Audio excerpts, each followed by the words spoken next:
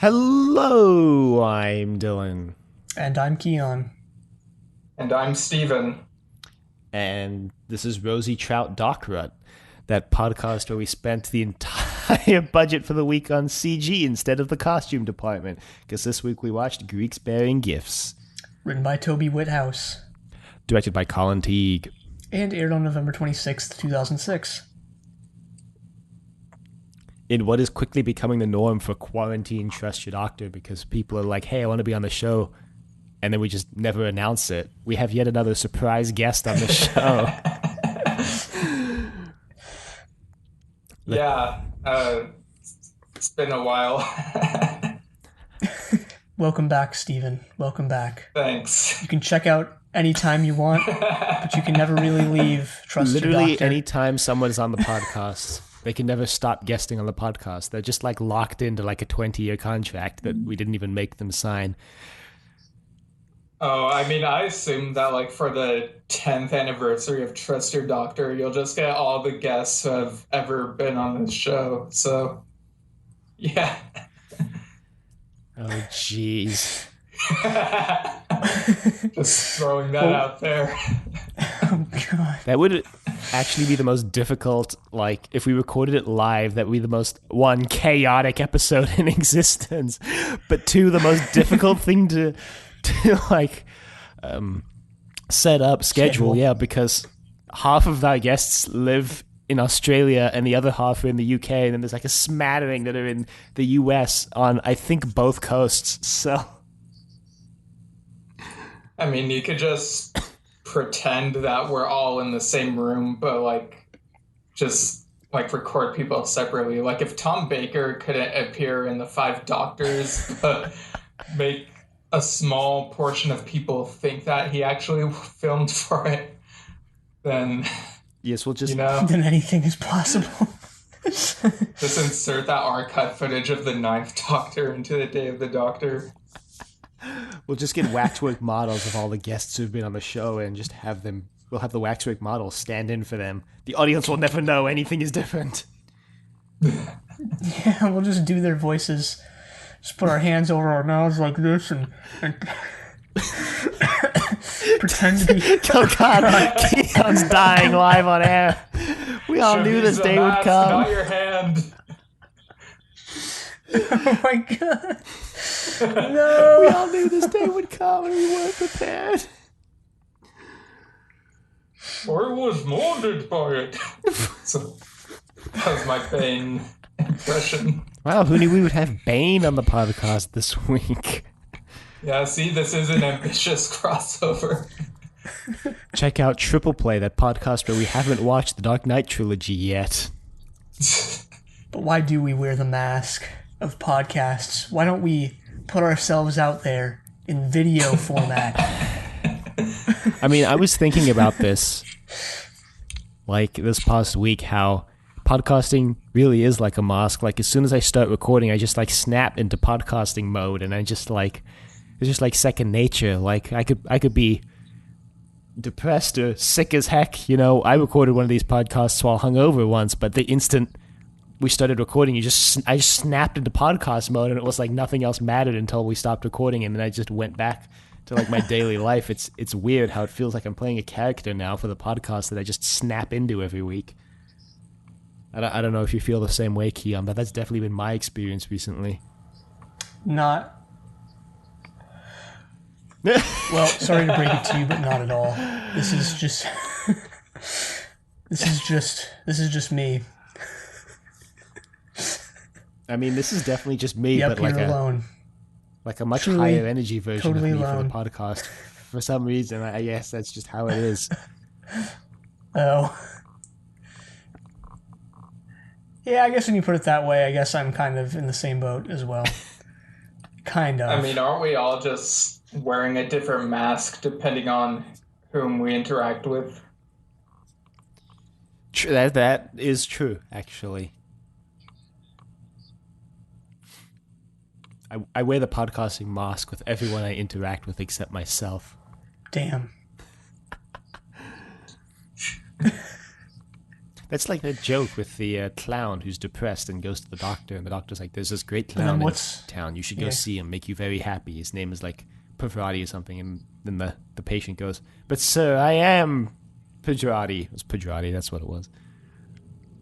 Even though that's like not really a joke. Every time I hear that joke, it doesn't make me laugh. So I don't know. Well, before we all collectively and simultaneously die, maybe we should talk about Greek sparing gifts. So I couldn't find literally any production information. Not even the Amazon X-Ray Fun Fact of the Week is any interesting this week because they had like nothing. Amazon, you have failed me for the first time. You had one job, Amazon, and that was to be a responsible and environmentally conscious and online bookstore, and you broke that contract with everyone like 15 years ago at least. More like from like month 2, but anyway. This is actually like the third time in the past like 2 months that Amazon has failed me. First, they have failed to deliver my mysterious book of the making of the prisoner, which is still like in mail limbo somewhere. And the second time was when they just lost my pans in transit. I ordered 2 cake pans and it just like vanished, and then Amazon just tried to slyly cover it up by emailing me like, "Hey, do you still want these pans?" And I was like, "Yes." I ordered them like yesterday or 2 days ago. Jungle Cruise vouch for you, Amazon. Jungle Cruise had your back. You betrayed me.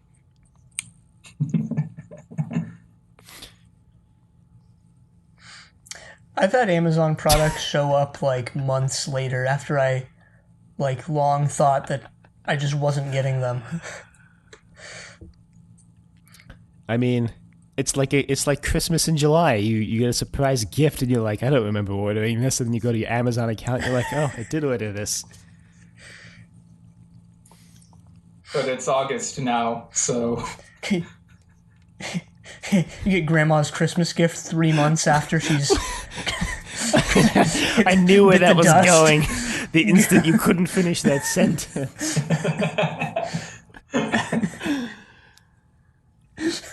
You know, we'll all be there like when Amazon starts delivering life-saving medication. Get your life-saving medication 2 months after it's too late. Oh, God. Yeah, teaming up with Big Pharma to be the sole providers of patented drugs that you can't get anywhere else. Let's not anger the Amazon overlords too much. There's probably a stockbroker somewhere who's like, "Oh God, how did you find out this information? What are you doing?"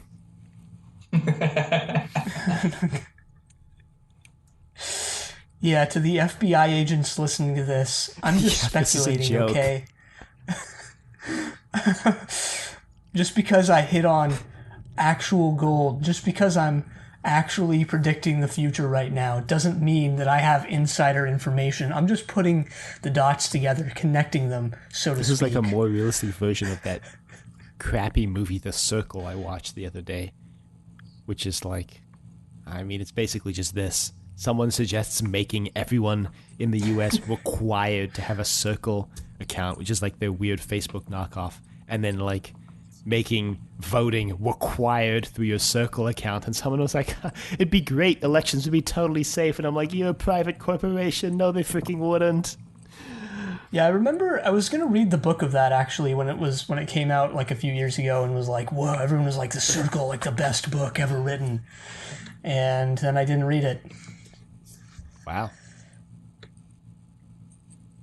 That's the end of that story, I guess. But yeah, it did look pretty crappy. Well, let's just get started with Greeks bearing gifts, because it opens and you immediately know this is the Toshi episode, because for the first time ever it opens and like follows Toshi. Yeah, well, it opens on, you know, two people kind of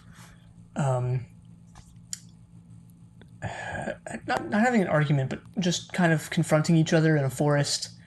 Reminded me of a poem I read for school years ago, whose author and title I don't remember, because I read like 10 million poems and remember like almost none of them.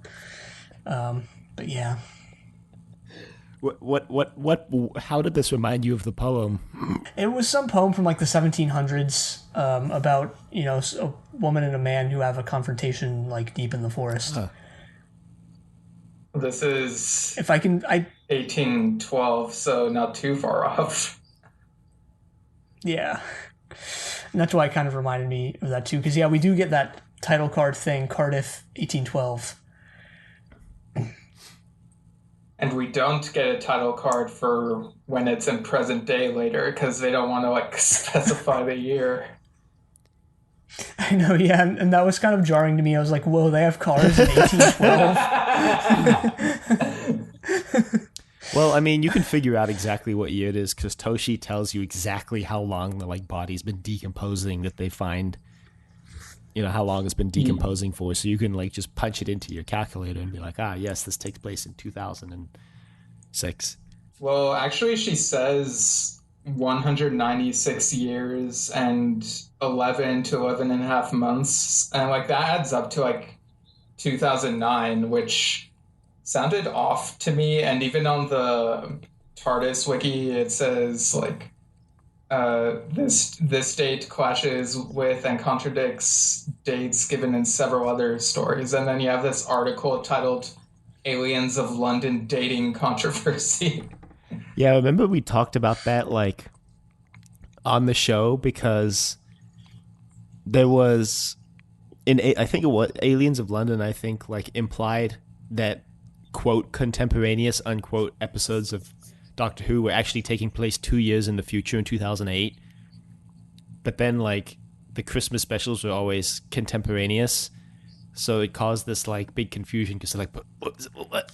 In the Moffat era, this isn't a problem because he explicitly sets contemporaneous episodes, in the year that they air with explicit cues. But a lot of the Russell T era was oblique like that.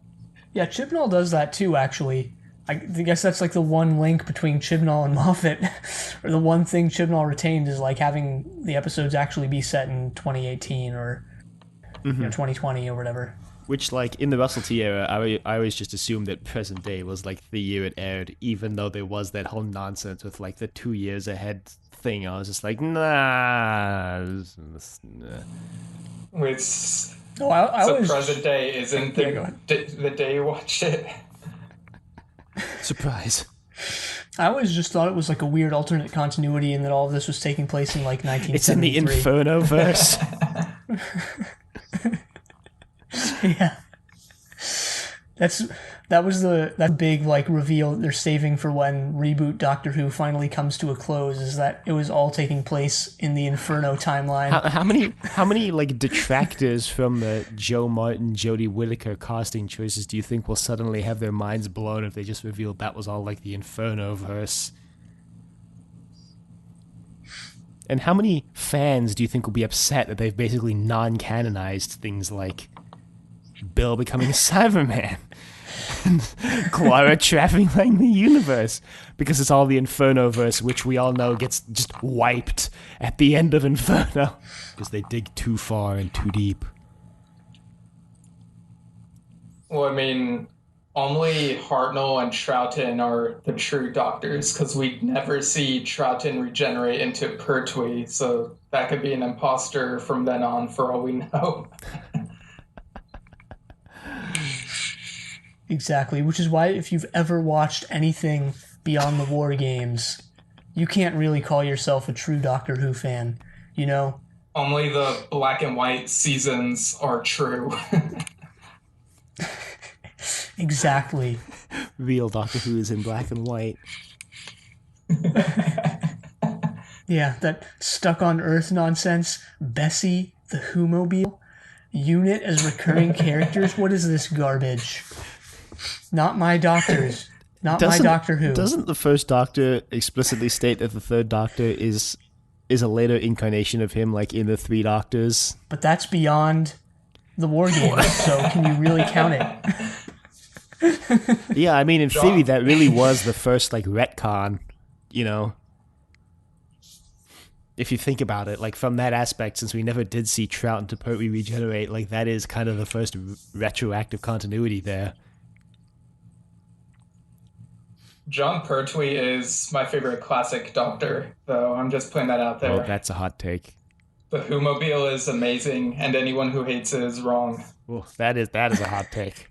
Oh, wait, no, not the Whomobile. Bessie. Bessie is far superior to the Whomobile. Whoa. No. The Whomobile is superior. But it has a license plate that says who won. Like, Bessie has that, and, like, the Whomobile doesn't. Yeah, but the Whomobile can run people over without killing them, and that makes it family-friendly. But Bessie is yellow. It just pops. Yeah, it's an eyesore. And I sorely appreciate it. I don't know how that works. Well, so anyway, this woman... So the guy pulls a gun, and he goes, I'm about to quote something. Do whores have prayers? And then you hear a gunshot. And cut to my Owen WTF moment of the week. So, Steven, you won't know about this segment that we added last week because that episode hasn't gone out yet. But it's the most WTF Owen moment of the week. Because Wildcard Owen is just too unpredictable. And mine is just the way he pulls into this, like, rock quarry where they're excavating this body because he just guns it around this curve and drifts the Land Rover through the rocks into the quarry. And I'm like, whoa, and you need to calm down. Torchwood Cardiff drift. Too fast, too furious, Torchwood drift. Too torch, too wood. That's what season 2 should have been called.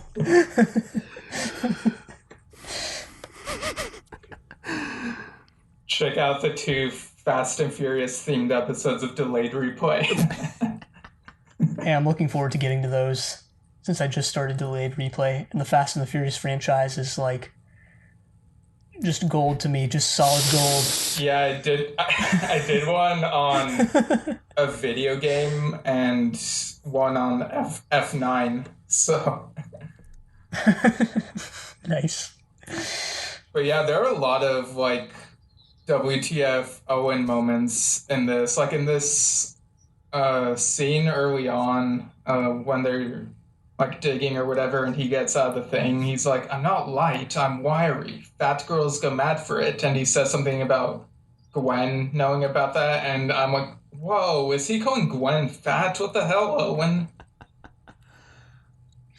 I think he was referring to his and Gwen's like relationship. Well, I thought that too, but I'm just like also wondering if maybe this was also implied, but like, you know, it kind of could come across that way, Oh, yeah, but you're I don't right. know like what the intention was. Mm-hmm. Yeah, you're right, I guess. Yeah, some of their on the job, like, I don't even know what you'd call it, banter, flirting, or whatever, was like real uncomfortable. I think it's supposed to make you uncomfortable, though. Like, Yeah, for sure. I mean, it made Toshi uncomfortable. you're supposed to be like, clearly. Gwen, I had faith in you being the, like, protagonist, and now you're just, like, throwing all the goodwill out of the window. And then at the end, she basically just coerces Toshi into, like, not saying anything about it. Yeah, you don't love that line? You know, this should be my wake-up call. Should stop, but I'm not going to. Just totally self-aware. Just...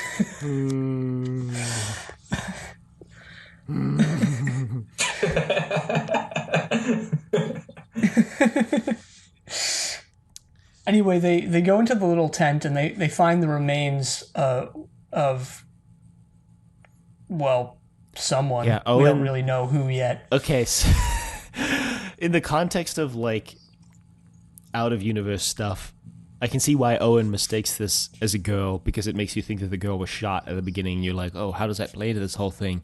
But, like, in-universe, it's pretty embarrassing for Owen to, like, misidentify this body as a girl at the crime scene, because he's like, this is a girl, and she was shot, and that's the final answer. I'm sticking to it. And everyone's like, okay, Owen, you're the only one here with, like, real medical training, so we're just going to trust you. kind of revealing like a flaw in the system that they all just have to blindly trust Owen for his identification of bodies every week. But well, I don't, I mean, the skeleton itself was kind of decomposed / like broken. Yeah, so maybe but that's something still, to do with it's good. I don't know. It would be good medical practice, or good practice, not even medical practice, but good practice to not make a determination until you are absolutely certain of your answer. And Owen just flaunting, I guess, regulation. I mean, he commits a huge, like, if this was the U.S., like, HIPAA violation later Classic in the Owen. story. But anyway, classic Owen, I guess. I think at this point they go back to Torchwood HQ, and Toshi gets like real upset at some of the banter between Owen and Gwen. She knows something is up. Anyway, here's my Amazon fun fact of the week, and by and X-Ray fun fact of the week, and by fun fact I mean not really a fun fact, but it was like the only thing they had.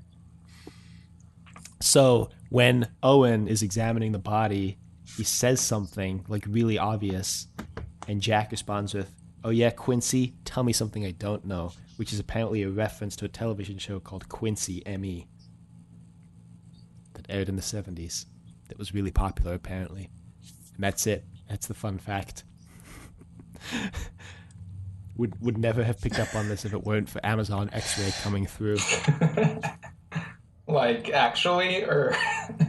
Well, actually, yeah, because I didn't even know Thanks, Quincy Amazon. M.E. existed. But actually, there is a fun fact that Amazon didn't say, but that could be derived from things in the Amazon X-Ray, because the Amazon X-Ray tells you like the name of the background music that plays during scenes, right?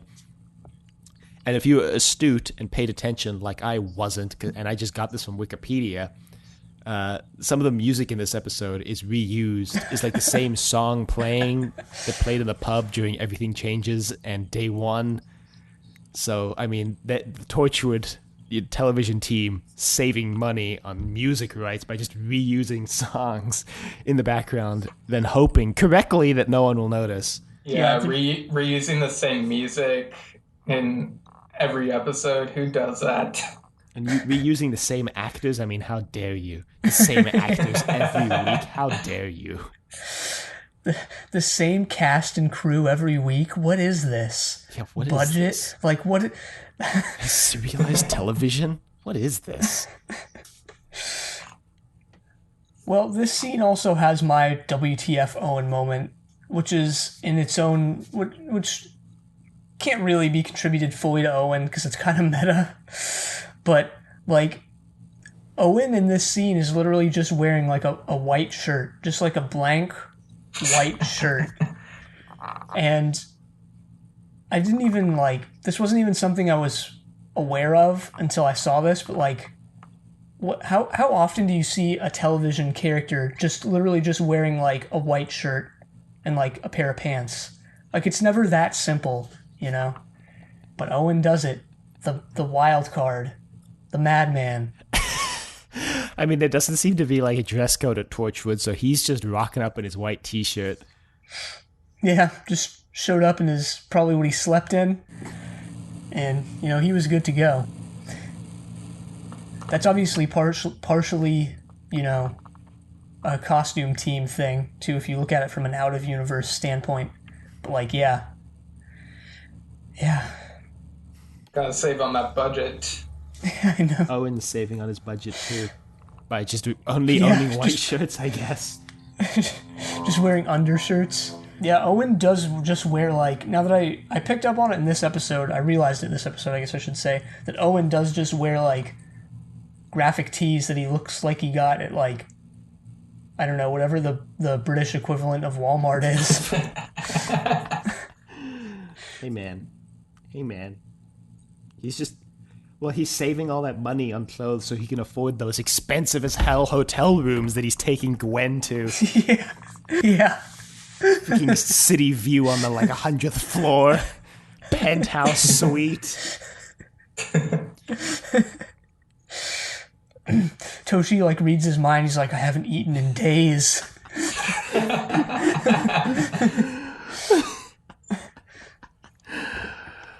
I love the fact that the affair was revealed through them being in some, like, penthouse view hotel room, and then in this episode, like when Toshi reads their minds, they're just like, "Oh yeah, did it in the car earlier. Heck yeah."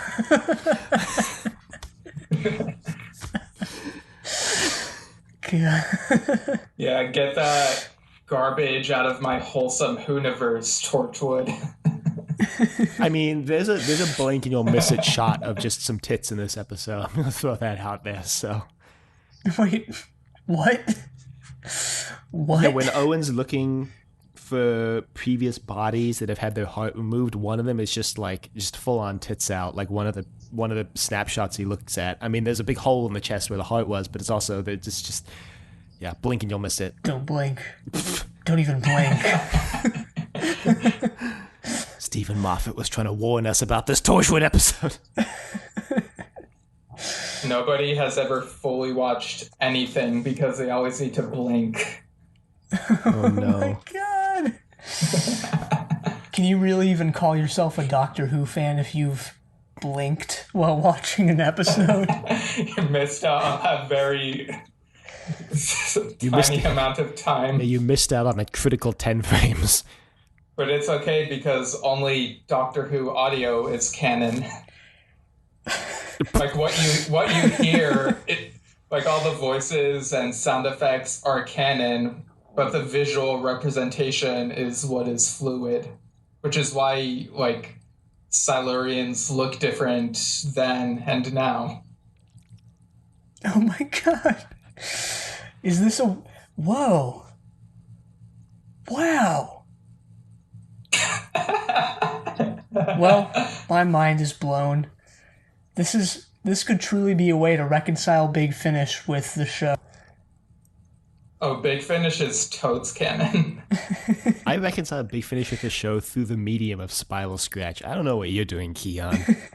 Wait, okay, so if only audio is canon, then what happens with, like, the books? Like, that you just read, like, in silence, you know? Well, the audiobook version is the only canon version, obviously. Yes. Gotcha. But you could totally game this. Like, I could run the book through text-to-speech, right? And then it would be audio. You could just read the book, like... Out loud. We should start a new podcast where we read Doctor Who books without permission and just make them available for free. Great. Trust your doctor reads. I feel like reading books and putting them out there as a podcast would be like the one thing like companies would come after you for like doing in podcast format. Your BBC Books would be like, "Excuse me, sir." I'd be like, Fair use, man. No copyright infringement intended, bro. It's just a prank, corporations. Just a prank. Copyright is a prank, man. I'm not a part of your system. I'm a sovereign citizen. I thought copyright meant I had a right to copy.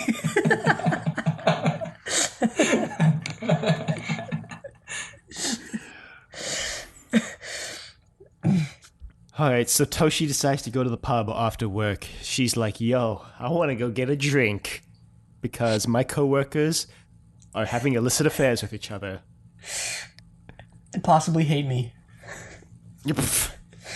Well, she's like, as we found out in this episode, kind of obsessed with Owen in like an unhealthy way, which is yikes. Yeah. Yeah, just throwing some potential mental illness into the mix of Torchwood and its as if we haven't been dealing with like Jack's PTSD for the past 6 weeks, especially so in Small Worlds and Countryside. Yeah, and Owen's sociopathic tendencies. Yes, that. And Gwen's just amorality with respect to the 7 deadly sins. How dare she? And Ianto is just like totally destroyed Psyche, which is confirmed in this episode. Yeah. I mean, also like the fact that he's just willing to lie and sell out his team. I'm still shocked they kept him around after he basically admitted that he would trade any one of them or all of them for his half cyberized girlfriend who they can't even bring back. Well, who else will bring them coffee and stuff? Apparently Toshi, because they have her doing menial work, as she reveals to Mary. Yeah, so we meet Mary in the pub, and she reveals she's been thrown out of 20 pubs before this one. I'm like, damn, are there even like 20 pubs within that like section of Cardiff? I mean, surely there's 20 pubs in the entirety of Cardiff, but she's got to be getting around if she's been thrown out of 20 of them. Yeah, just check out Pub Crawl, a pub review podcast. Just having been in the UK multiple times, like there's a pub like every like dozen feet. I mean, I seem to remember, and I really hope I'm not misremembering this, but Crinoid podcast started because Jim and Martin would talk about Doctor Who at the pub. I seem to remember. Yeah, I think that's what they said in one or multiple episodes of theirs. If you're misremembering, are you retconning? Well, the world is what you make it, so yes. Right away, you can kind of tell that Mary is bad news. What would give you that impression? The fact that she's been kicked out of 20 pubs, or the fact that she just knows everything about Toshi thanks to apparently the internet? Well, both of those. I think the costume designers and the makeup crew also kind of signaled that she was, sinister. I don't know. There's just a look about her that like, really heavily indicates that. Not that it wasn't already way obvious. Too happy. Yeah, I mean, but like, you make a joke about her looking way too happy, but that's something I actually noticed this week, and I was going to bring it up at the end, but this seems as good a time as any. That like, even though this and series 2 through 4 were shot and made around the same time with pretty much similar production crews, the like just way this is shot is just a lot more. Everything is a lot more high contrast. There's a lot deeper blacks. Like everything is just in general like a lot darker, even visually, compared to Doctor Who. Kind of playing up that like darker, edgier aspect that Torchwood is allegedly going for, and I'm kind of curious to know if that's going to continue when they supposedly drop a lot of those edgier things that Torchwood does. I'm curious to know if they'll keep shooting it in that like dark, dim, high angle kind of way. I remember it's still looking visually dark throughout the 4 seasons, I think. It's been years, though. It's been 84 years.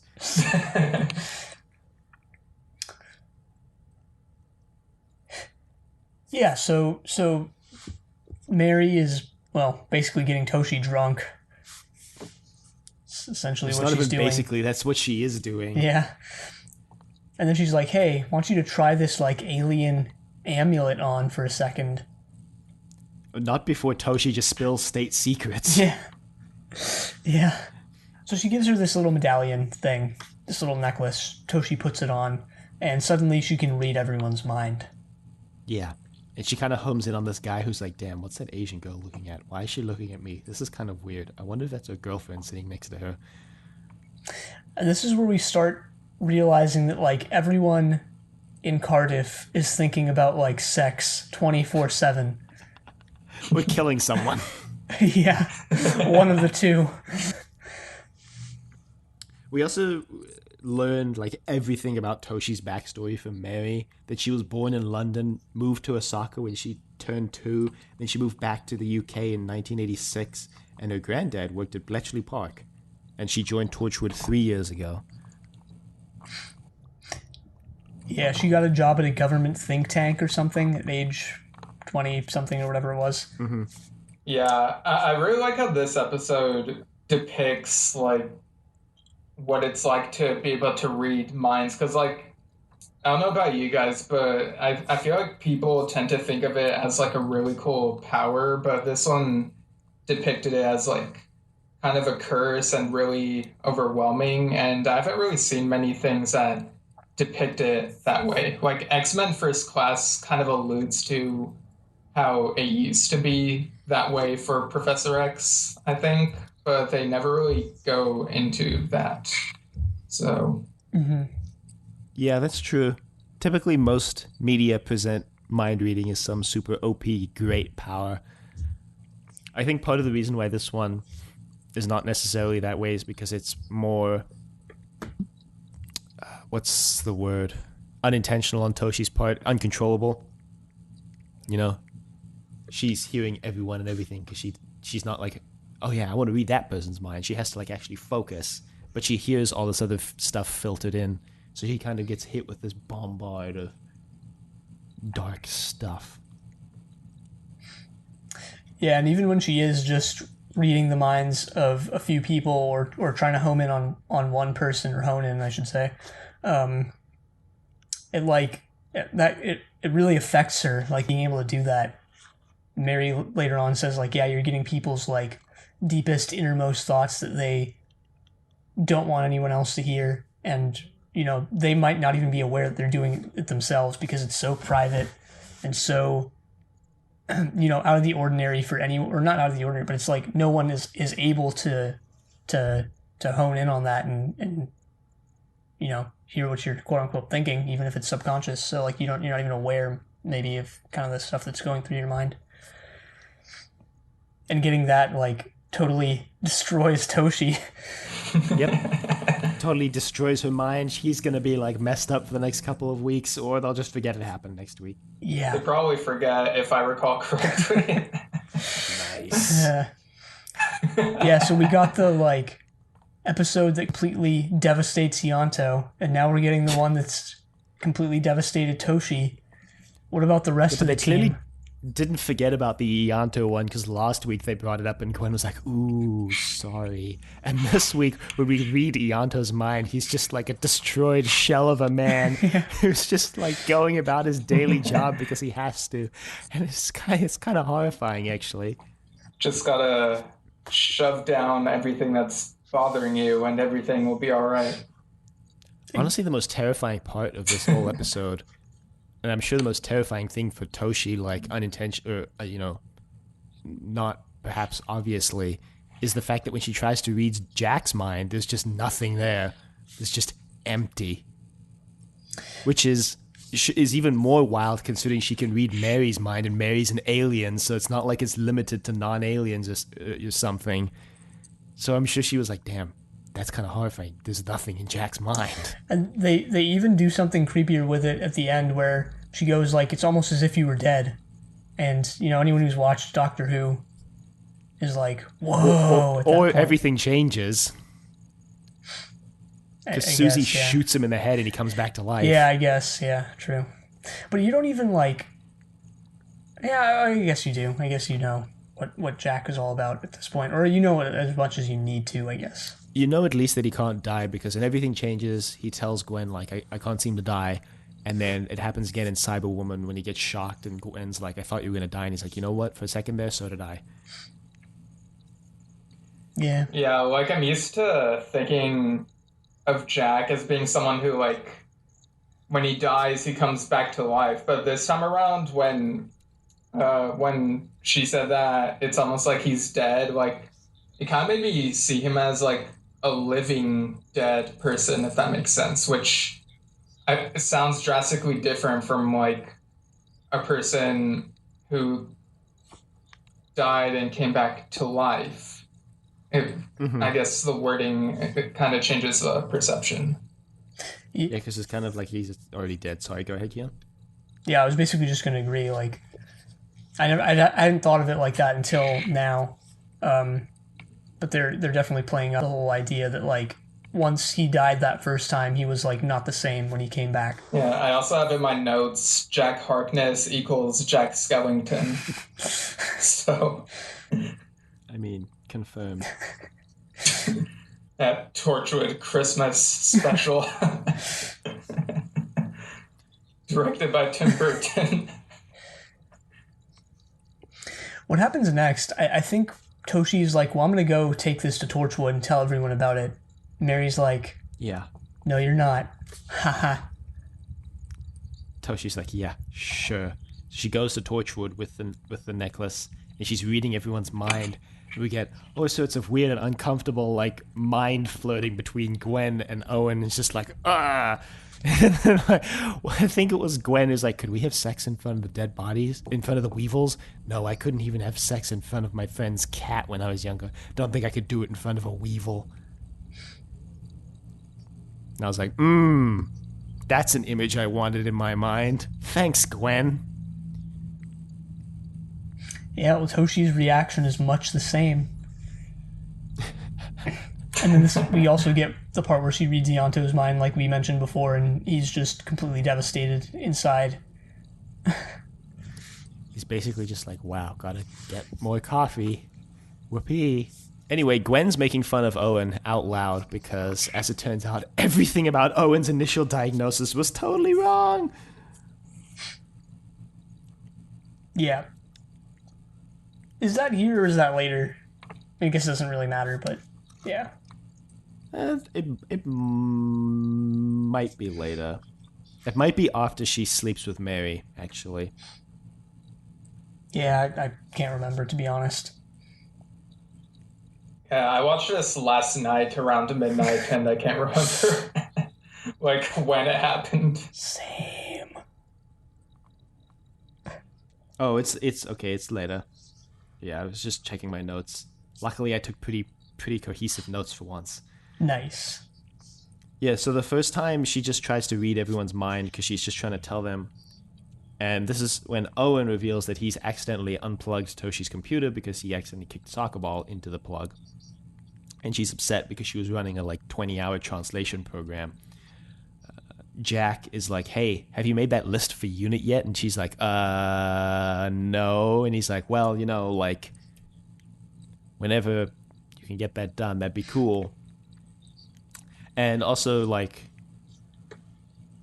she doesn't actually try to read Jack's thoughts the first time she's there, but she does a little later, the second time, and it's pretty spicy.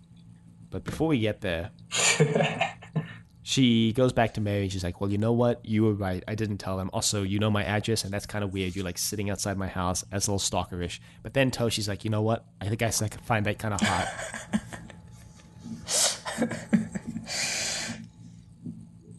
Yeah, she does just weirdly invite Mary in. I actually totally forgot how lax smoking regulations are in the UK compared to here. Yeah, you can smoke in a lot more places in the UK than you can here. Yeah, Mary's just lighting up a cigarette in every single scene she's in. And then later on, when Toshi's standing in the town square, when Mary's like, look, we could use this for good. And she's listening to everyone's mind. Someone walks past and they're like, I've had 6 cigarettes today. And I'm like, okay, that's probably normal. And she's like, all of them were post-coital bliss. And I'm like, whoa.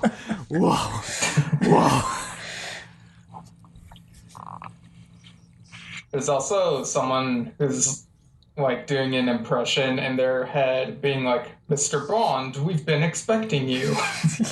Yeah, and he's wearing a suit too. He's like, Yeah, Toshi's really... Go ahead, sorry. Oh, I was just gonna say, there's also someone who was thinking, they can't switch to another therapist because they would spend a year just doing catch-up. And, that's pretty understandable, because, even if you just, tell your problems to, a certain friend, and then, you have another friend, and they'd like you to open up to them, and, it's kind of you have to, fill them in, and it could take a while to catch them up on whatever the circumstances were. So... yeah, there's a lot of context. That's just something I picked up from that line. Never noticed it the first time around. Well, Mary, I think, has a bit of dialogue here where she's like, Torchwood, your coworkers don't actually hate you. Or what does she say? I think I wrote it in my notes. Yeah, it's something along those lines. But I don't know. I kind of feel like they do kind of dislike her. I mean, Jack seems the most just indifferent about her, but he also seems the most indifferent about everybody who works for him. So... Yeah, I mean, I don't know. Do you guys get that impression too? Like, I do kind of feel like, maybe not Ianto, but like Gwen and Owen like kind of don't like Toshi. Owen for sure, and I got that even sense, Gwen. but I also got the Yeah. sense that like their relationship with each other was obfuscating their actual opinions because they were just too involved in like trying to find a way to get the other person down to the basement to sleep with them. Yeah, probably. Gotta love that soap opera nature of Torchwood. Hey, it worked for Blake 7. Well, Blake 7 was a little more sitcom-y than soap opera-y. But I was actually thinking, and this might go off on a tangent here, but By which you mean it will go off on a tangent. like, what if Torchwood, what if when they brought back Doctor Who in 2005, like, Torchwood was Doctor Who, and, like, say the Doctor was Jack, and, like, you had Christopher Eccleston playing a Jack-like character, but that character was the Doctor. And, like, this season was, like, Doctor Who, 2005. Like, I wonder... Well, last week on Trust Your Doctor, we talked about, what is it? Driving fans away from the program. Ostracizing the fan base. And, well...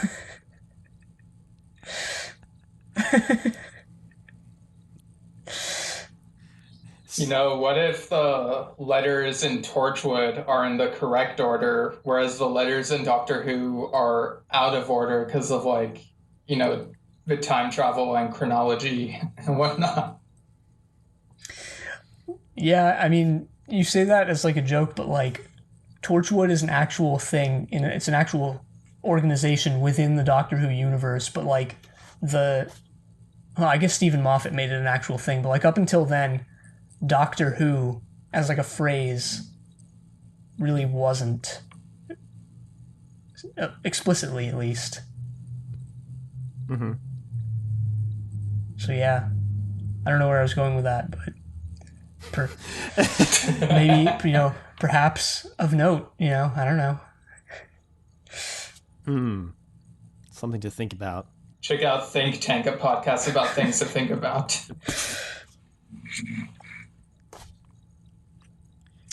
Well, Toshi decides to follow this guy who's like, I'm gonna kill her, and I'm gonna kill him, and then I'm gonna lie them down in the living room. I'm gonna lie down next to them, and I'm gonna blow my own brains out.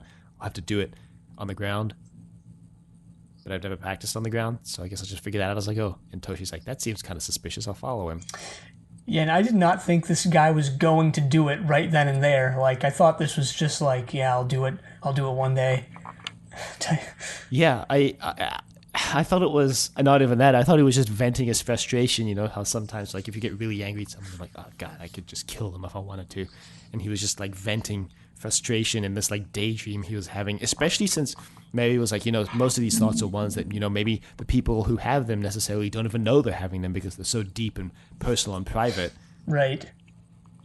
But then you get like a scene of him going to. I didn't fully get the relationship between the players here, but I think it was he was picking up his son from his ex-wife's place or something like that. That's what I got. Yeah, that's what I got. Yeah. He goes in, pulls out a shotgun. Yeah. And he's like, it's just like going to sleep, trust me. And I'm like, not with that gun, it's not. Trust your doctor, not trust Neil. Yeah, the ex-wife and the son are just like crying, cowering, and then all of a sudden Toshi, the hero we need but don't deserve, sneaks up on the guy and knocks him out with a golf club. Yeah, you know, she could have killed him with this blow to the back of the head. And... The rest of the episode is Toshi's trial for breaking and entering. How did you know he was going to kill his family? Anyway, I believe Jack confronts Toshi about this. He's very suspicious as to how she knew about the plan to kill the the ex-wife and the son, and how she stopped it. Jack's not buying her explanation at all.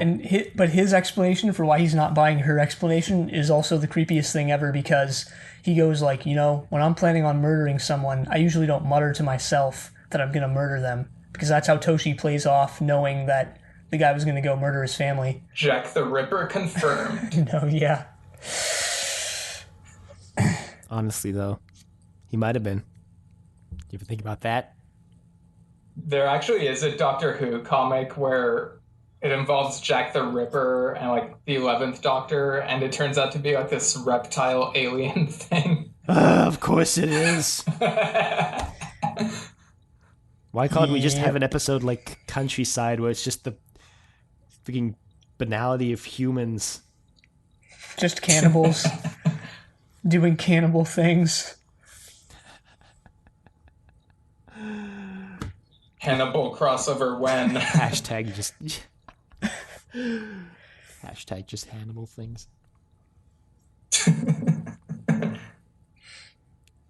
Check out Hannibal on Netflix. It's a great show.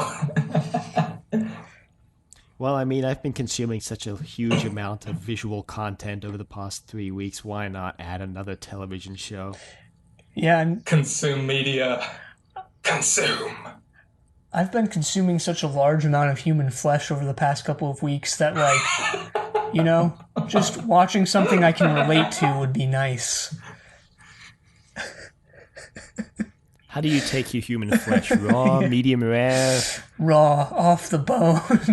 Okay, this is getting a little too much. Well, the way he cooks them on the show, like it's not actually human flesh on the show. It's like actual food, like not human, and it actually looks really good the way they present it on the show. God, you just lost our entire cannibal audience by saying human wasn't actual food. Wow, Steven, thanks. Oh, just edit that part out. Look, we're not here to invalidate anyone's life choices, especially except when they're immoral and illegal. Yeah, I mean, I would replace that phrase with especially when they're amoral and illegal, but that's just me. So Toshi tries to read Jack's mind. And there's nothing there. I don't know about you guys, but I thought this was going to be saved up for a big reveal of like, we as the audience don't hear what Jack's thinking, but it's so devastating that we hear it at the end of the episode and that it's revealed at the end, but no. See, the first time I watched this, I thought she couldn't hear his thoughts, but then like the second time around, I wondered, wait, is it actually that she does hear them, but like we, the audience, don't get them? But I guess the ending confirms she didn't hear them. Mm-hmm. I think she doesn't hear anything, but I also think Jack knows she's trying to read her mind, which he confirms later on. So I guess it's possible that he has control over his thoughts to such a great extent that he's actually preventing her from hearing them, which kind of seems to be what's implied later when he like directly sends her a telepathic message knowingly. Yeah. Yeah, I think around this time is also when we get this line. Like watching this episode, I realized just like how many of the Torchwood lines that I remember are like pretty much all from this episode. And like when they're examining the body, I think it's Jack and Toshi, and she's like, she like says that the body reminds her of the bit in Alien when the thing burst out of John Hurt. Mm-hmm. So, like when the 8th Doctor regenerated, was he just like, John Hurt seems like a warrior type, I'll just look like him. There's the even more meta thing when the Doctor himself references John Hurt and Alien in Last Christmas, and you're like, whoa, does he know that he looks like John Hurt? Was he actually John Hurt? Might have been Just takes a break from the Time War to act.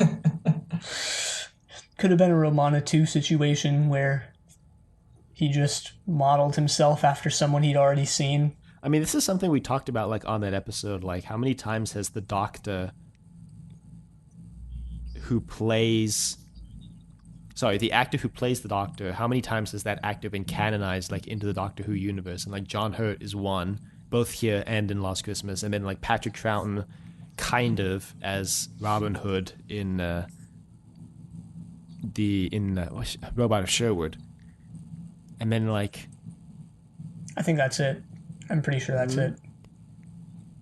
Peter Cushing in the Dave the Doctor novelization, maybe? Oh, yeah, that's a thing. Peter Capaldi, kind of, maybe, because he previously played whatever his name was, Pompey, and I guess... No, not... Caecilius. I had Caecilius, there we go. And I guess Colin Baker... He's also in... Capaldi also plays a different character in Torchwood Series 3. Huh. Yeah, I'm looking forward to it. It's going to be exciting. It's going to be great. I guess Colin Baker as well, because he played... what was his Commander name? Maxwell. Yeah, Maxwell. I don't know why I know that. I knew Max was in there somewhere. Anyway, Toshi confronts Mary, and she's like, "Who are you, really?" She's like, "I'm Philoctetes." Well, I think that was actually a bit earlier, and then the reason Toshi actually is talking to Jack is she's like, "Hey, Jack, do you know anything about Greek mythology? And if so, Philoctetes." Jack is like, "Yeah, I know a little bit," and then he goes into like a very detailed explanation. Jack's also like... So, okay. Let me quantify what I'm thinking here. So, at first I thought Mary was like actually got all that information from Torchwood from online. And then I thought maybe she just got it from Toshi's mind because she has the mind-reading pendant. But then, in this scene, Jack's on the phone with the Prime Minister, and as Toshi's walking away, you can hear in the background like what Jack's saying. It's not super obvious, but he says like, why is the opposition being briefed? Like, why are my security briefings from Torchwood being given to the opposition party? And I was like, maybe someone in like Parliament is leaking information about Torchwood, and that's how it all got online. And I was like, maybe that's like, maybe that is something that's coming into play this season too, because it seems in the preview for next week, not knowing anything about it, that like someone knows about Torchwood and is killing people because of it. And maybe that leak is from Parliament, just saying. Yeah, I mean, we'll see. I honestly can't remember. I just remember thinking each season was worse than the previous one. So Wow, that's weird because viewership numbers went up every season, which is like, this is one of the only shows in the universe that I can think where that's actually true. I also remember comparing this show to like Agents of S.H.I.E.L.D. because I was like watching it around the time that started and being like, oh, like these were both preceded by an alien invasion type thing, and like in Doctor Who and in the Avengers, and you got like this organization with agents and whatnot. But like, obviously there are like some differences, but you know. Yeah, but the first season of Agents of S.H.I.E.L.D. is just straight trash, so there's a hot take for you. Well, it gets better after the Hydra reveal. Yeah, in the final 4 episodes of the season. Was it 4 or was it more than It's that? something ridiculous. It's probably more than 4, but it is something that is small enough to be kind of a trivial amount of episodes compared to the rest of the season. Well, now Agents of S.H.I.E.L.D. is like doing time travel in their final season, so Great. Great. the show's finally gonna end. With time, every show that runs out of ideas turns to time travel at the end. Well, I think they did time travel in season 5 as well, but like they only went to the future, I think, whereas in this season, season 7, they're like going to a few different destinations. Well, I only ever watched the first 2 seasons, so I wouldn't know. Well, so Toshi goes to Mary and is like, "You're right, they'll hate me, like, but I'm gonna basically turn you in, essentially. And she's like, how about no? And she reveals that she's an alien, and Toshi's like, well, humans suck, so what can I do to help you? Meanwhile, during this, Owen is Googling himself, apparently, to like... This was like, okay, it seems like somewhere in the editing process, they like cut a line or something where Owen mentioned having seen something like this before, because later on he reveals the reason why he does this is because one of the very first patients that he worked on or was brought into where he worked, although I thought he worked in a hospital, so it'd be kind of weird that someone who was dead was brought in for him to look at, was someone who had their heart ripped out of their chest in a very similar manner to this body, and that's why he's looking it up, and then he finds a whole bunch of other bodies that did that. But it feels like, it felt to me very like out of nowhere, because it feels like there was a line that Owen probably said earlier that's like, I've seen something like this before. Now, where have I seen it before? That just got like cut in the editing process. So it just like, it seems like Owen just sits down and is like, oh yeah, I'll just Google myself and look at my old medical history for some reason. Meanwhile, Jack is just like moodily standing on top of a building. As you do. I've seen that referenced online before. Like, man, Jack in Torchwood really likes standing on top of buildings. Honestly, have you ever stood at the top of a building? It's actually a very relaxing, day out, I guess. Yeah, you have a full 360 view of the dystopia surrounding you, with the industrial grade smog obscuring the horizon. There's a reason Santa Claus enjoys his job. Is it because he likes smog? It's actually pronounced Smaug, but yeah. It's because he likes polluting. You gotta wonder what that sled's pumping into the air to get around the world within 24 hours. True.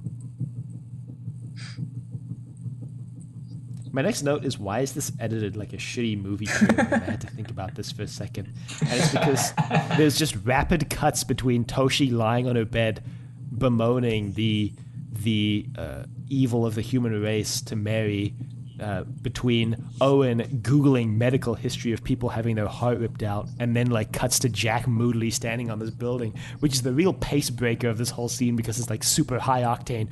Toshi complaining, Owen Googling, Jack standing on a building, Toshi complaining. Yeah, all ultimately leaving you with the question, how does this all fit together? A question that this episode doesn't answer. No, it does. Well, so Owen just calls up Jack and is like, you need to see this, and then just hangs up on him. And is this after we see Mary in, like, her alien form? Yep. Yeah, because she reveals she's an alien before Toshi complains to her about the human race. Yeah. Yeah, so, like, I was watching this episode on HBO Max, and the preview image that they have for this episode is that shot of her, like, in her alien form. So, like... Yeah, that's the shot Wikipedia uses as well. Nice. CGI looks like a mix between Animorphs and the Urstex from the Dark Crystal. Well, there's a reference. God, I haven't heard the word Animorphs in like a decade. I've never read those books, but like I just remember how weird looking the covers were. Yeah, same, actually. Apparently there was like a TV show at like the end of the 90s or like 2000 or something. It was like short-lived, I think. But I hear that there's like another Animorphs show, or maybe it's a movie film series, I can't remember. But like apparently there's something in development, and I'm hoping that like the transformation still looks pretty bad as like the covers look. Wow. Like not 90s CGI graphics. Like I just think that'd be great. This has nothing to do with anything, but like the guy who wrote Animorphs like wrote like an exorbitant amount of books, or has written, because I guess he's still writing and is still alive, but like he has other on top of the Animorph series, he has like other series. I don't even know what they are, but all of them have like a ton of books, just like Animorphs. And yeah. It's like how no one ever remembers any of Conan Doyle's other writing, because everybody likes Sherlock. No one can ever remember anything else this guy did except for Animorphs. He made like a full like fantasy series that has as many books as Animorphs and stuff like that. Yeah. Yeah. Well, I'm looking at the book series article. It lists 2 authors. Oh, really? Yeah, one of them is Michael Grant. The other, her name is K.A. Applegate. Oh no, Applegate. Big scandal. Big scandal. You guys remember Applegate? Oh yeah, that controversy with Apple, the company. Applegate. Bigger than Watergate. Bigger than Obamagate. Biggest scandal ever. Applegate. Check out Podgate, a podcast about scandals. Anyway, Mary... Toshi's like, well, what can I do to help you, Mary, since you're the only non-human here, and are probably therefore a good person, as we'll find out. Totally false. And Mary's like, well, get me into Torchwood. So Toshi takes her to Torchwood, and as they're entering, Mary quotes this short poem by Samuel Taylor Coleridge. In Xanadu did Kublai Khan a safety pleasure dome decree, where Alph the sacred river ran through caverns measureless to man down to a sunless sea.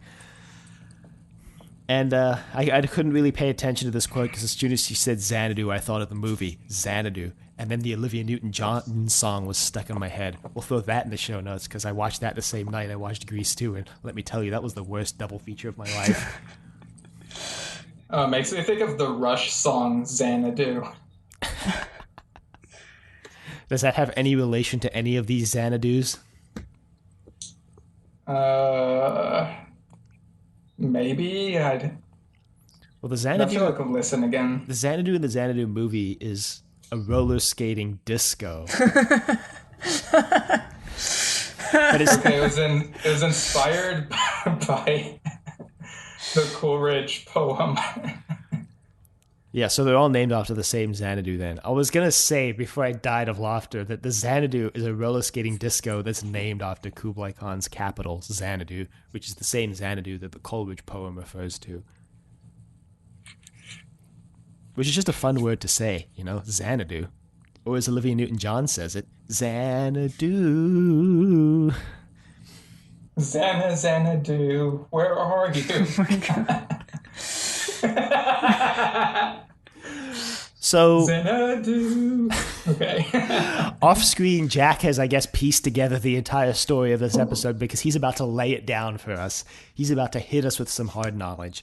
So he basically reveals that Mary is an alien. So Mary told Toshi that she was exiled, but Jack is like, well, tell her why you were exiled. And she's like, well, I killed some people. And Jack's like, yeah, that's right. And guess what? When you were teleported here, there were 2 of you. One of them was supposed to be your guard. And guess what? He died. He's the body we found in the freaking gravel pit that we excavated at the beginning of the episode. And then he's like, and guess what? You've been killing people for like 200 years, just ripping their hearts out. And she's like, yeah, well, the body's got to be fed somehow. So just 2 weeks in a row with cannibalism, which is kind of weird.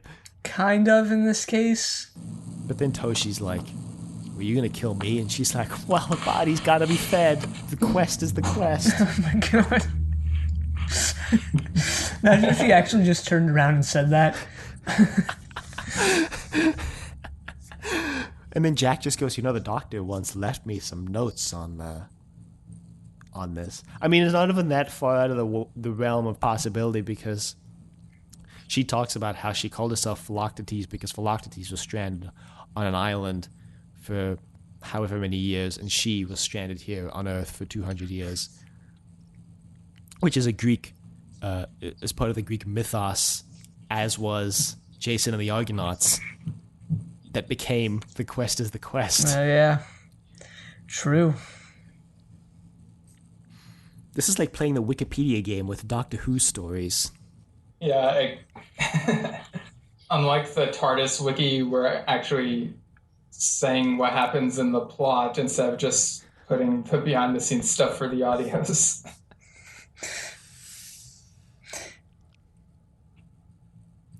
Be the change you want to see in the world, Stephen. You could start writing plot synopses for the audios. I don't want to, though.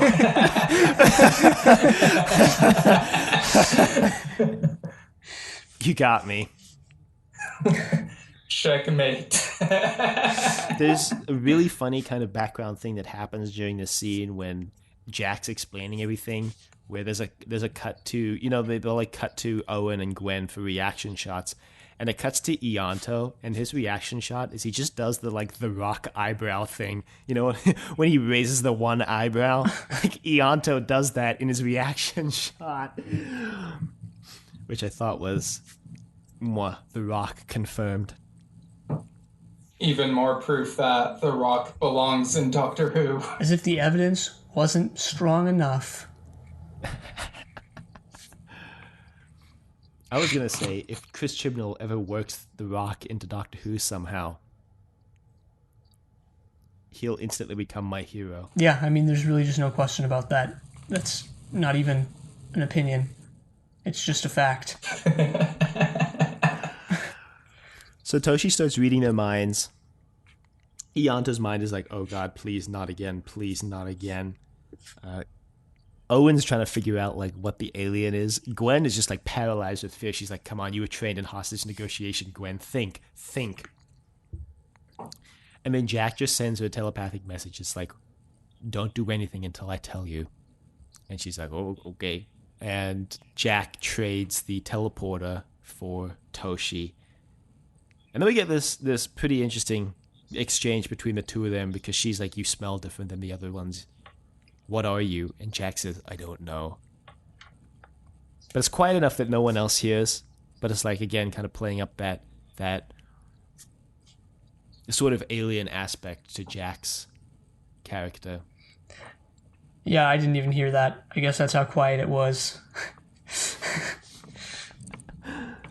Does he smell like a dead person? Is that what's being implied? I don't know. We've had aliens that identify other aliens by scent multiple times on Doctor Who, enough times that it's kind of almost a trope now. Jack is just like, yeah, sorry, haven't showered in a couple days. My bad. My bad. I was just standing on a rooftop instead of sleeping, so... I only take a shower when it rains on there. Oh, God. I take rain showers. And then the teleport activates, and Toshi's like, wow, what did you do? And he's like, I reprogrammed it, sent it to the center of the sun. And Toshi's like, you killed her? And Jack just goes, yes! Yeah, but before that, he says that it's nighttime, so it shouldn't be too hot. But I looked this up, and apparently the sun still burns even at nighttime. So... What?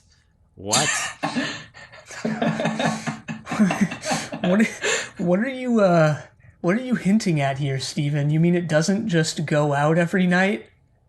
Yeah, the church would like to know your location. It just goes over the edge and turns into the moon. I mean, how come I can see the moon during the day then? Checkmate. Look, next thing you'll tell us is that the sun doesn't go around the earth. I mean, these are just not making sense here, man. They'll tell us Earth isn't the center of the universe, man. Man, what are you doing? This has nothing to do with Doctor Who, but I've actually always thought of how many people do you think throughout history have had the idea that what if the Earth actually goes around the sun, but we're not important people and we're just random people, and everyone just kind of laughed at them and they just dropped it, you know? Probably a lot. Yeah. Or I mean, I bet there was someone who was drunk on ancient Roman wine and was like, hey man, what if the Earth went around the sun. And his bros were like, ha ha, Chadius, what are you joking about? He's like, yeah, you're right. Whatever. Or like, you always get those stories of like how in ancient, or medieval Europe, like people who were atheists were like put to death. But like, how many people were like just random, serfs, just not important people who were like, guys, what if God doesn't exist? And everyone's just like, haha, good one.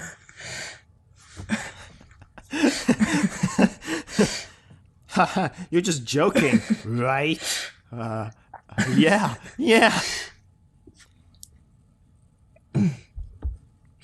Yeah, just something I've always thought about.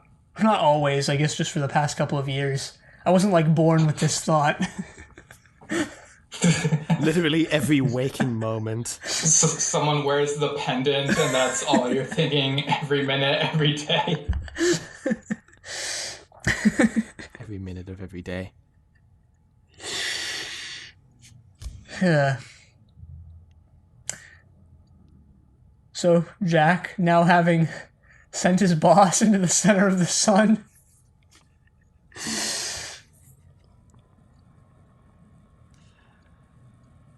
Is that... Jack and Toshi have a heart-to-heart. Was that a moment of stunned silence? I hope it was. Yes. Look, I only reference the most vintage of memes. Okay. They've aged like fine milk. Fine milk. Look, the Lonely Island is timeless, alright? You might even call that group the Timeless Children.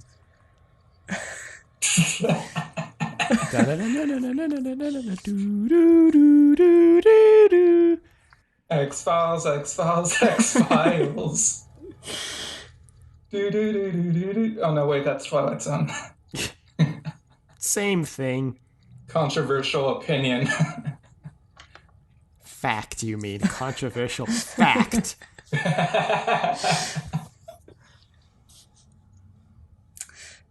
So Jack and Toshi go to Jack's favorite location, his favorite venue, his favorite place to be, a roof.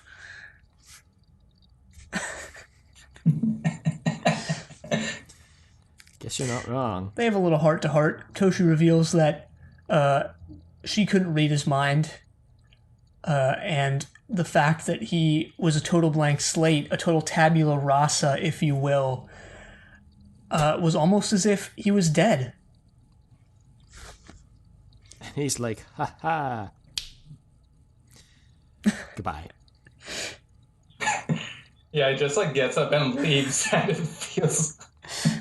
Well, he actually gets up and leaves when she's like, how do I like move past all the things I heard? And he's like, look, you only heard a snapshot of like the things. And she's like, no, I'm not talking about Gwen and I'm talking about like literally everyone in the world. And Jack just wipes a tear off her face, looks at her sadly, and stands up and just walks away. You'll get over it.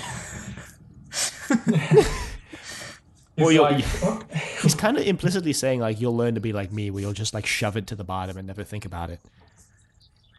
Because if you think about it, Jack of all people would know. He's like, if we keep talking, we'll go over the mandated runtime, so I'm just going to get up and leave. Except then we get literally like 30 seconds of just random shots of roads. So, I mean, kind of didn't seem like they were in danger of going over the runtime at all. They really could have sacrificed those road shots. No, man, we really needed those roads. Where we're going, we need roads.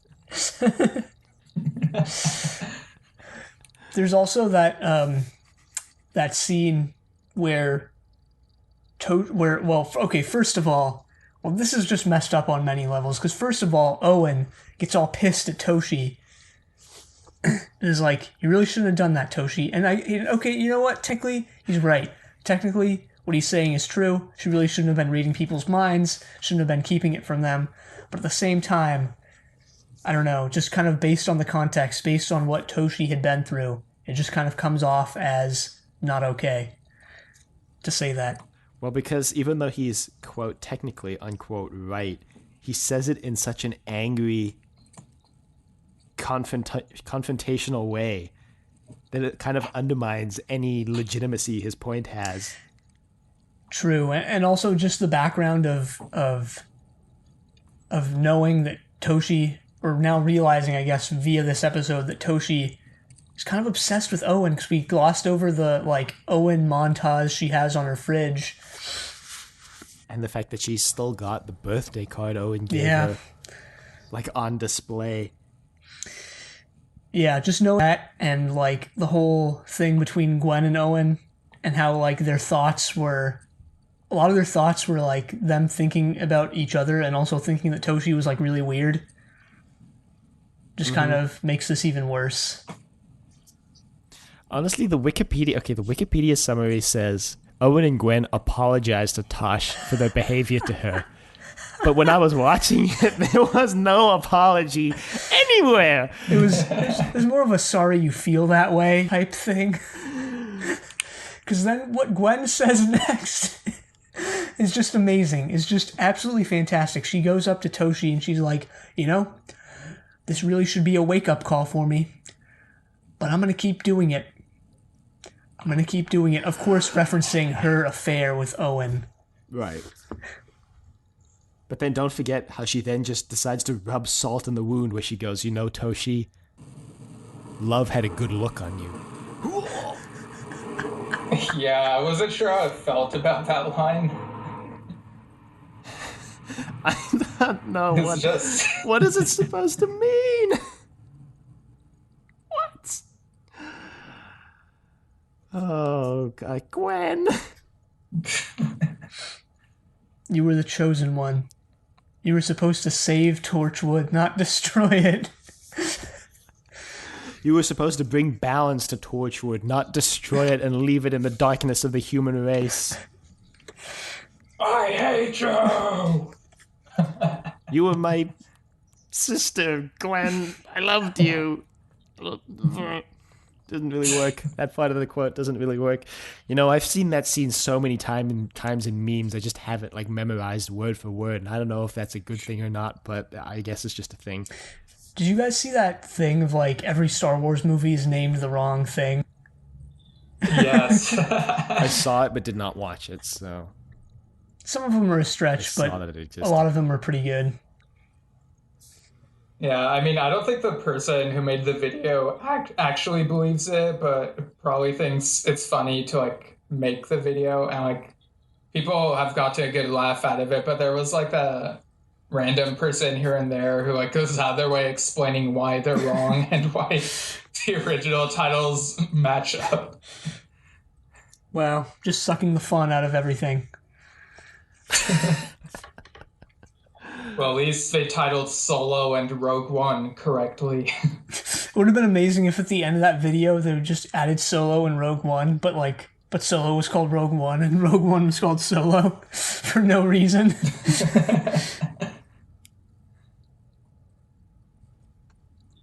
Yeah, I feel that might have been a meme at some point. I don't know if I joked about it or someone else did, but how Han Solo is a rogue, and so he's the rogue one. So that's what they should call his movie. And Rogue One is called Solo because everyone dies except Vader, so he's the sole character who survives, who makes it through. I mean, that's a stretch, but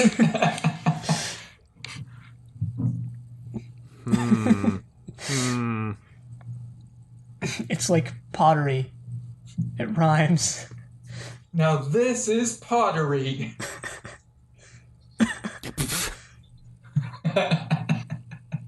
Now that's what I call Star Wars. The way you ended that made it sound like you were going to say something after that, which is why Steven and I just sat here in silence. I knew that was the end of the statement, but I was trying to figure out what that was a reference to. Now I am become Superman 4, The Quest for Peace. Finally, we've become the Star Wars. No, it was a reference to that British CD line of greatest hits called Now That's What I Call Music, and there's 75 of them. Oh. Yeah. Yeah, there are also like 40 Kids Bop albums. Oh Apparently. man, I forgot about Kids Excuse Bop. me, Kids Bop. Excuse me, Kids Bop is still making albums. Thank you very much. Kids Bop are the idiot savants of our generation. I feel like, people born between, I don't know, say 1990 and 1990, like 8, are just part of this like lost generation that knows what Kids Bop is, whereas everyone else doesn't.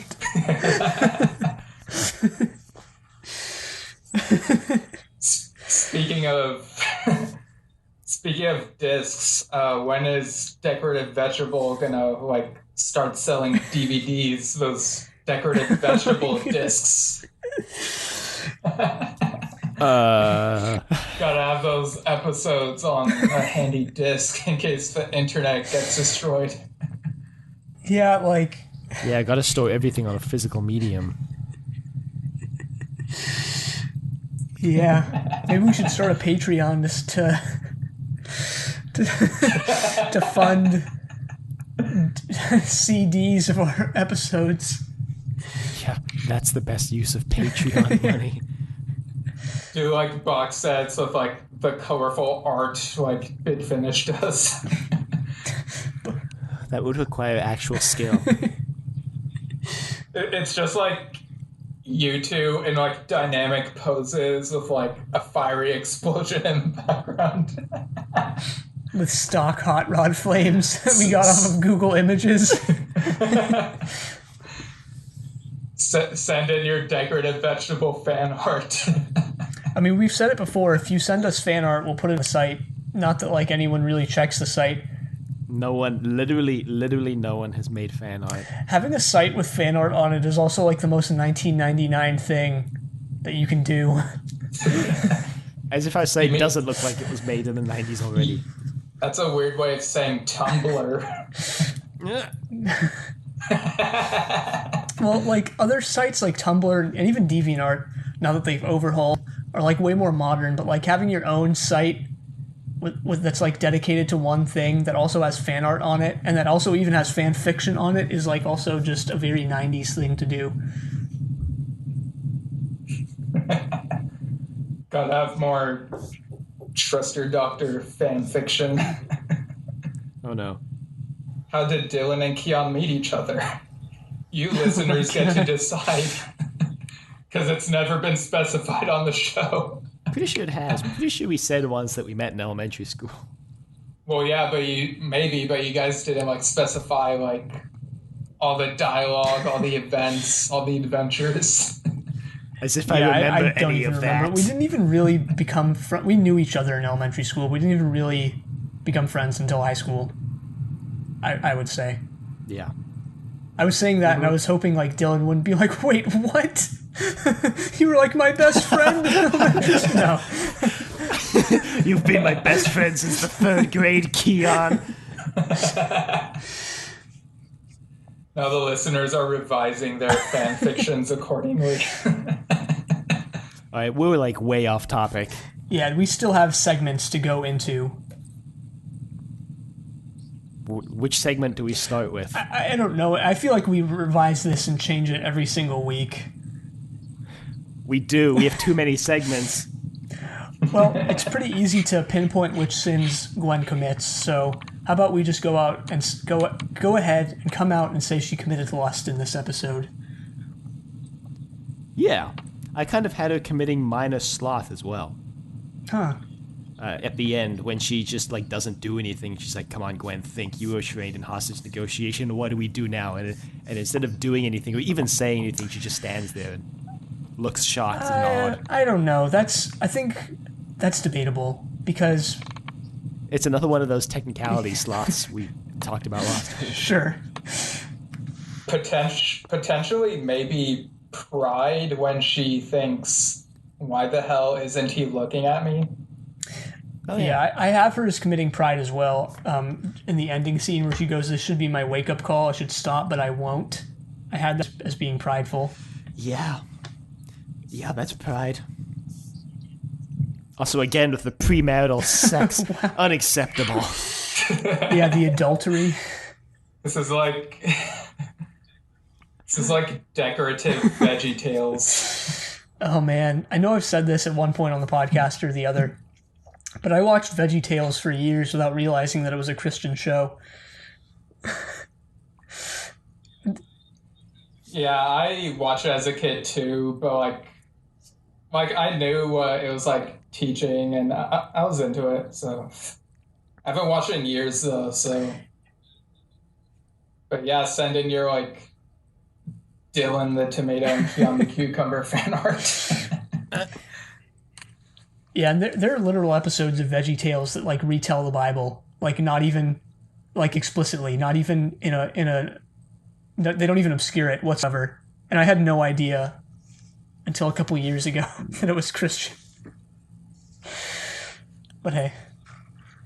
And there's also some random stuff like Larry being a Batman type of hero called Larry Boy. Oh yeah. Oh yeah. There's also a song about a cheeseburger, which was wild. It's like this romantic love song about cheeseburger. And I've recently been rewatching the Looney Tunes show from like 2011, and there's an episode there where Elmer Fudd is singing about grilled cheese, and it's like super uncomfortable the way he's like singing about it in a romantic way. Oh no.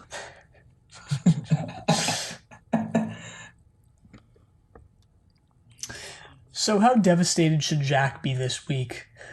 For once, I think not very. Yeah, he seems pretty he seems like a cool cucumber, you know? He's Cool- like, yeah, I Cool killed that Larry. girl. Alien person.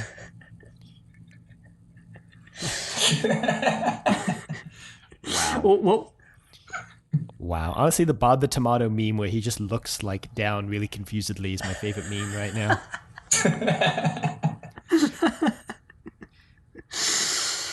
The perturbed tomato meme. That's the go-to right now.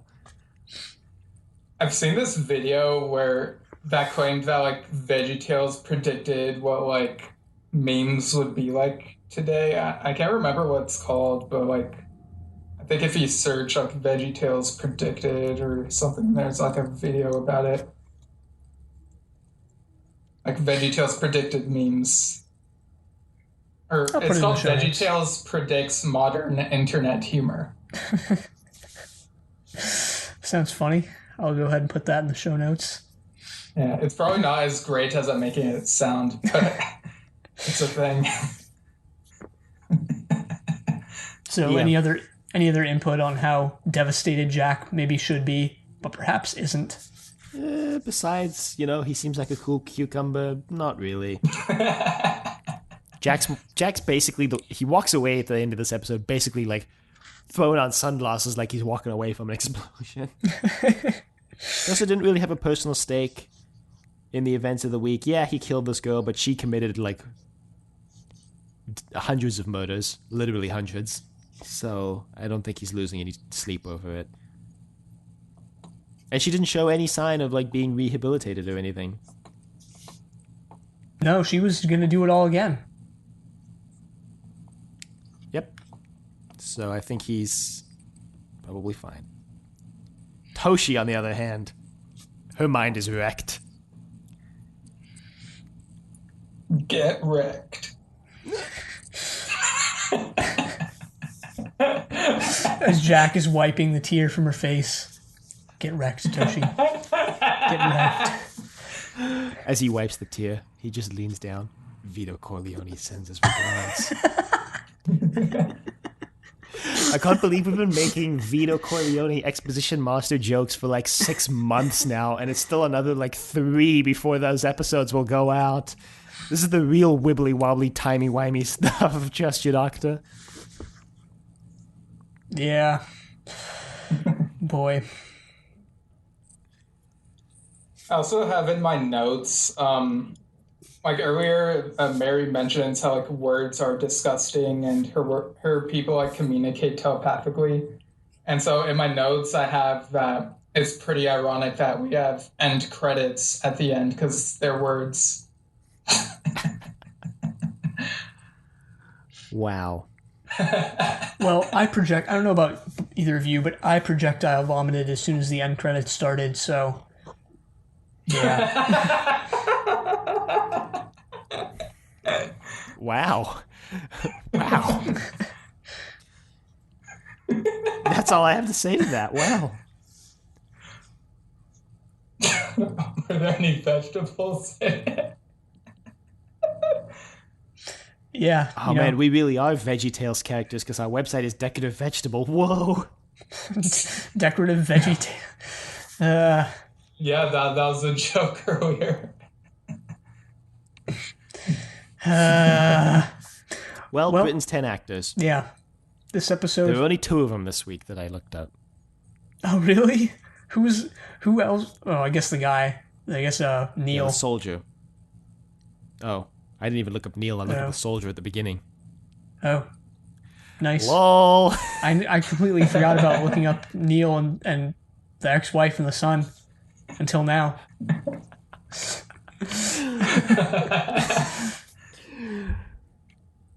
I assume you looked up Mary, though. Yes, I did.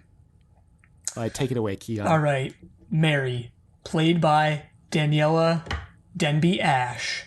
She's been in The Bill. She's been in EastEnders. She's been in something called Fish. She's been in Midsummer Murders. She's been in a bunch of other stuff I didn't recognize. Unsurprisingly, she's still at it. She's still acting. She's still in the game. She's still getting roles. Awesome. That was the most dramatic we've ever done one of these. I also have her as voice acting in Fable 3. Also, I would say it is surprising that she's still at it because Tom Robertson, who plays the soldier, has only 4 acting credits to his name. And all of them are roughly around 2008. They're Torchwood, The Consultation Fee, Switch, and Doctors. And that's it. Torchwood, Doctor Who, Class, and the Sarah Jane Adventures. I don't think there's anyone who's been on all 4, unfortunately. There's no one who's talking computed about the Doctor factor. has been on all 4, kind of. Not the same Doctor, so therefore... Also, the Doctor doesn't show up in Torchwood as far as I'm aware. Well, Peter Capaldi is in Series 3, so... Well, okay. So one actor has been in 3 of them, which is Peter Capaldi. I guess that's kind of a spoiler for Klaus. Yeah, I didn't know that. It's the first episode. He shows up in the first episode, which is... I mean, when I first heard of Klaus, I remember knowing that he'd be in the first episode. Honestly, kind of a huge mistake, because it kind of like sets up the question of like, well, why doesn't he just fix everything else this season that goes wrong? Because he did it in the first episode. But anyway. Well, if anyone would like to email us... Did we have an email this week that I'm forgetting about? We had Sergeant Drano texts that I'm reading for the first time right now. Well, he texted us and said he was going to send us... Oh, he sent us an email about Countryside. I guess we should respond to that. This is the kind of stuff that happens on these podcasts sometimes, Steven. I'll fix this in post and put this before all your plugs. Yeah, that's fine. I also emailed you guys about Torchwood Land, but I don't know if you guys talked about that last week or not. We did not. Because I think it came in... What time did it come in? 11:51. Yeah, we would have just finished recording. All right, we'll respond to both these emails. Okay, so we've got 2 emails this week. One of them is from this mysterious Steven character. I wonder who that could be. Hey guys, on the 5th Torchwood episode, Dylan said Torchwood Land, and it got me wondering if there were an amusement park called Torchwood Land, what sorts of rides would there be? I can't think of any off the top of my head at the moment. Cheers, Steven. Well, Steven, I got nothing. Literally. He sounds like a good-looking guy, so... Oh. Steven is... All our listeners are extremely attractive. Meanwhile, I have a face for radio.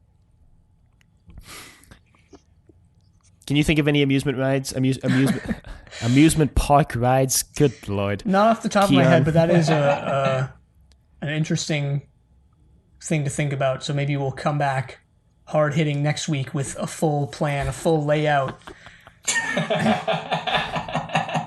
I'm just imagining Jack's PTSD-inducing coaster, which is just a coaster with high G's. Like, one of these rides has to involve a rooftop, right? Yeah.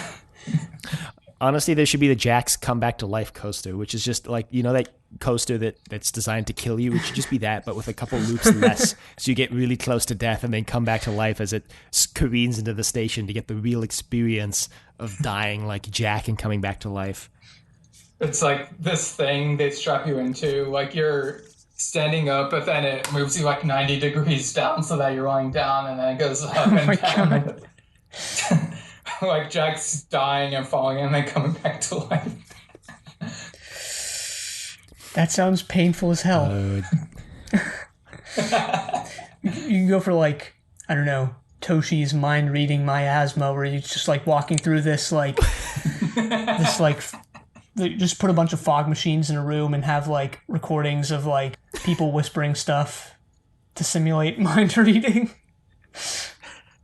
And you can't find your way out. You could have projections of people walk past on the walls. And one of the people, they could make it like, Not Scary Farm or Six Flags during Halloween, where there's people like dressed up with like fake weapons, except this time it's actually real weapons, and there's a guy with a shotgun in there somewhere. And you're just armed with a golf club. And you have to make your way out. And it has a coffee shop called Ianto's Coffee.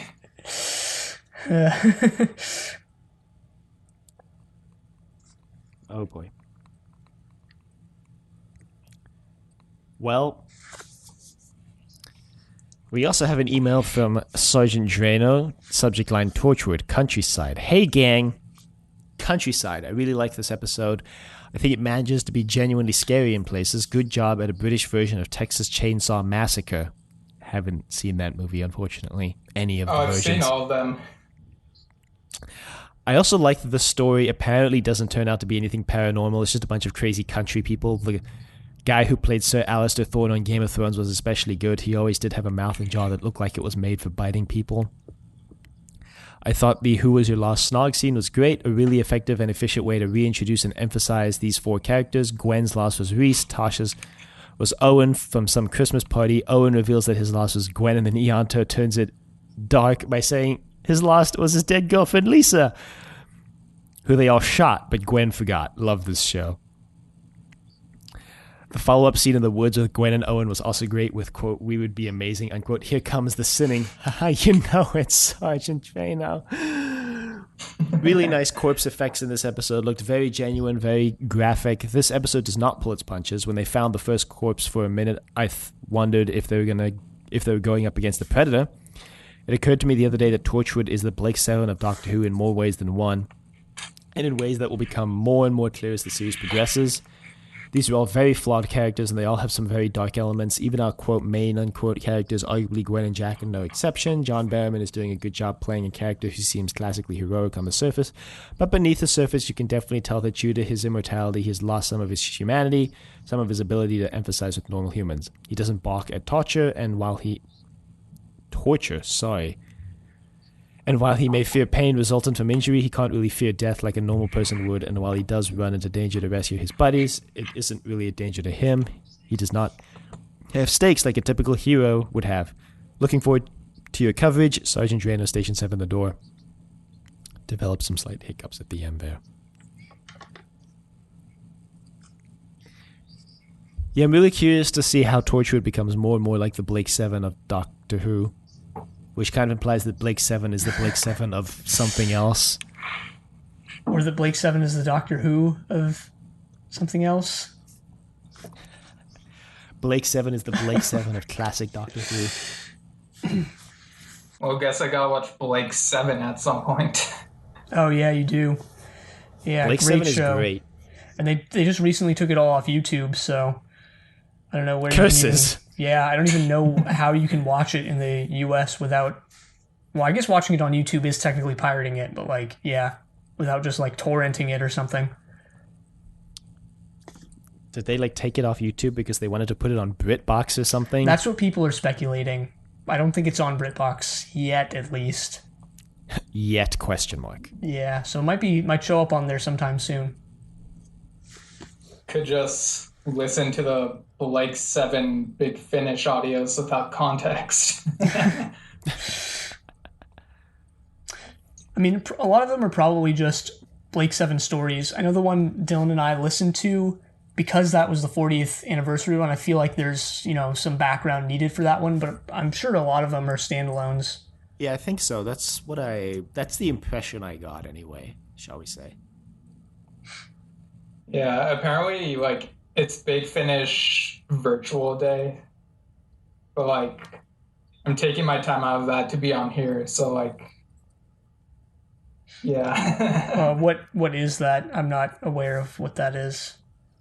I guess it's like actors Q&A type of thing. Oh, gotcha. It's like Zoom calls. I'm not sure what it's like usually, but yeah, I'm taking time out of watching that to be on here because like I care about this so much. Well, thanks for that. Thanks for avoiding the Big Finish day for Trust Your Doctor Day. Big Finish, open up. Oh God. Why aren't you watching? Anyway, that's it. That's all I've got for this week. Likewise.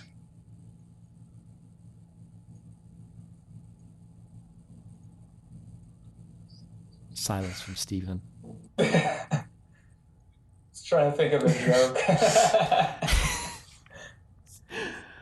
Torchwood, Doctor Who Extreme. I don't know. Edgy. Well, if there's nothing else to talk about, Steven, why don't you tell us where we can find all of your amazing content like Delayed Replay? Oh yes. Oh boy. This is my chance to shine. So I have this podcast called Delayed Replay, which takes place, like we review the movies that came out this year, because like, they totally weren't delayed, so we like describe what happened because we totally saw them. So,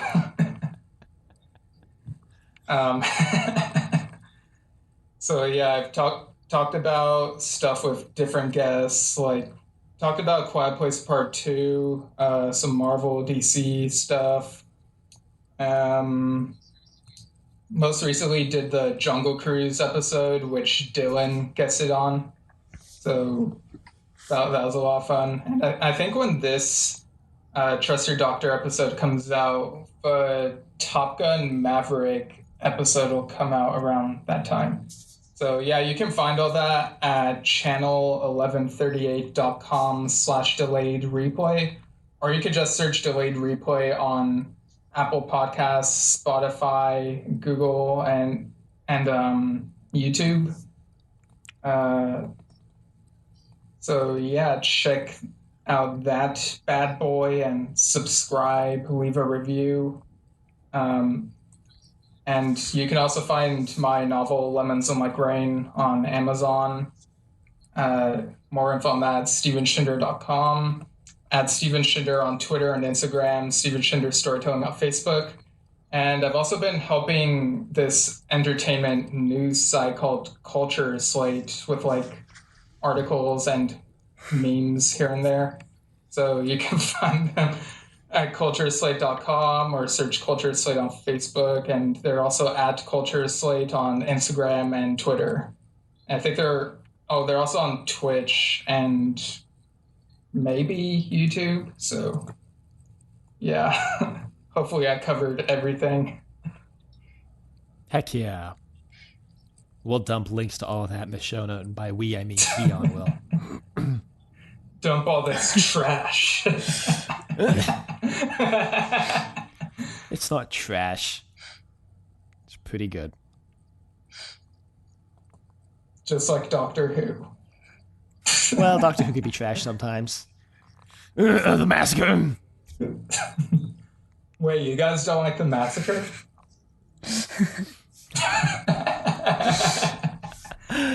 Remember, only the audio is canon.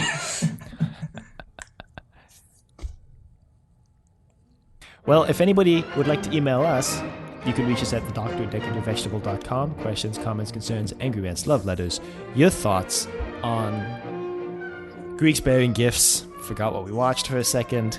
You can find us on YouTube at Decorative Vegetable. Find us on Apple Podcasts, Google Play, and Spotify. And now, officially for the first time, Stitcher as well at Trust Your Doctor. Be sure to leave a rating if you like the show. Check us out on Facebook, Trust Your Doctor. Like us on Facebook. Also check us out on Twitter at TYD Podcast and follow us on Twitter. And just like to say thanks again, Stephen. Always a pleasure to have you on. Yeah, thank you for being on, Stephen. Yeah, for sure. It's always fun being on here, as well as just like listening to you guys, all the info and tangents and whatnot. And next time we're going to be watching They Keep Killing Susie. But until then, the end.